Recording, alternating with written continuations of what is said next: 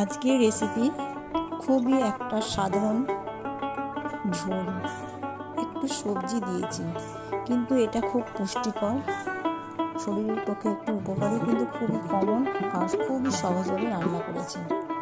কড়াইয়ে তেল দিয়ে দিয়েছি, তেলে দিয়ে দিলাম আমি এই সোয়াবিনগুলোকে একটু গরম জলে সেদ্ধ করে নিয়েছি। তোমরা চাইলে গরম জলে ভিজিয়ে রেখে দিতে পারো 20-25 মিনিট পর্যন্ত। আমি একটু এটা সেদ্ধ করে নিয়েছি। এরপর এগুলো একটু তেলে হালকা হালকা লাল করে ভেজে নিচ্ছি। আমার সোয়াবিনগুলো ভাজা হয়ে গেছে। এই সোয়াবিনগুলো ভাজলে পরে গন্ধটা লাগবে না। আবার কড়াইয়ে তেল দিয়ে দিয়েছি, তেলের মধ্যে দিয়ে দিলাম অল্প জিরে। জিরেটা একটু হালকা বেশ সুন্দর একটা গন্ধ বেরোবে।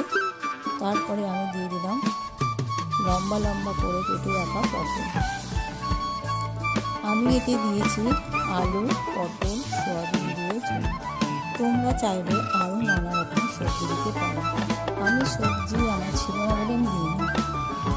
এইবার এইগুলোকে হালকা করে একটু নেড়ে নেব। এই ঝোলটা শরীরের পক্ষে খুবই উপকারী, বাচ্চাদের তো বিশেষ করে। ভালো করে আমি এটা নেড়ে নিচ্ছি। দিয়ে দিলাম একটা পেস্ট করে রেখেছিলাম, এর মধ্যে ছিল ধনে গুঁড়ো, জিরে গুঁড়ো আর আদা বাটা আর হলুদ, একসাথেই আমি এটা দিয়ে দিয়েছি। একটা দিলাম কাঁচা লঙ্কা। কাঁচা লঙ্কা একটাই এই কারণে দিলাম, কারণ আমি গোলমরিচের গুঁড়ো দিয়েছি। এই যে গোলমরিচ গুঁড়োটা দিয়ে দিলাম। গোলমরিচ গুঁড়ো দিলে ঝালটা বেশ সুন্দর লাগে আর ঝোলটা খুব টেস্ট হয়, তার জন্য গোলমরিচের গুঁড়ো দিয়ে দিলাম। আর একটু বাটি ধোয়া জলটা দিয়ে দিলাম। এইবার এগুলোকে একটু ভালো করে কষিয়ে নেব। কষাতে কিন্তু ভালো করে হবে, নইলে ঝোলটা ভালো হবে। এরপর দিয়ে দিলাম সোয়াবিনগুলো ভেজে রাখলাম।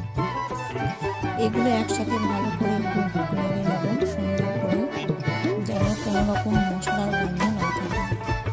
আমার বেশ সুন্দর করে নাড়া হয়ে গেছে। একটু লবণ দিয়ে দিলাম পরিমাণ মতো, তোমরা পরিমাণ মতো লবণ দিলে। আর অল্প একটু জাস্ট চিনি, যেহেতু এটা নিরামিষ ঝোল, একটু চিনিটা দিয়ে দিলাম। জল একটু সেদ্ধ হবে, সেই জন্য ঢাকা চাপা দিয়ে করতে হবে। এটা 5-7 মিনিট পর্যন্ত সেদ্ধ হবে। আমার ঝোল বেশ সুন্দর সেদ্ধ হয়ে গেছে। আলুগুলো, পটল তো আগে থেকে হয়ে গেছে, সোয়াবিনও তাই। তবুও আমি একবার ঢাকা দিয়ে দিলাম। আমার ঝোল রেডি। দেখতেই পাচ্ছ, ফিরে আসছি আবার একটা অন্য নতুন রেসিপি নিয়ে।